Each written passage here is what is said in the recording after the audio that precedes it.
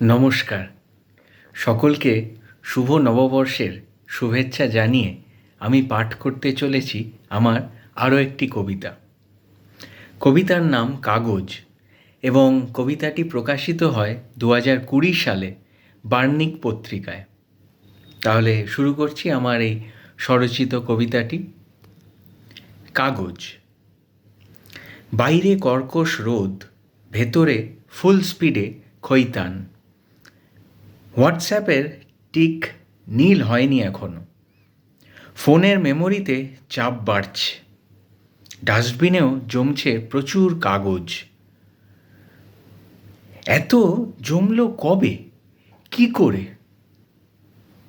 Pad, খাতা, কটায় লেখা আর কটা ফাঁকা। খানকতক টিস্যুও রয়েছে সাথে। মোজাইকের ওপর পড়ে থাকা ওগুলো নড়ছে ফ্যানের দোলায়।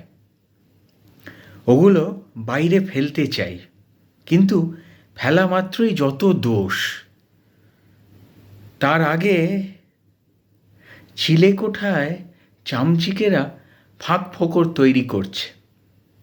বাসা, গা ঘিন ঘিন করে। এই হাতের কাগজটা জলে পড়েছিল, তাই STICH এ ছাড়া আর কিছুই পড়া যাচ্ছে না। ধুত, পোকায় খেয়ে নিলেও এই হতো। মেসেজ সিন করে রেখে দিয়েছে। কি করা যাবে, কত কিছুই তো।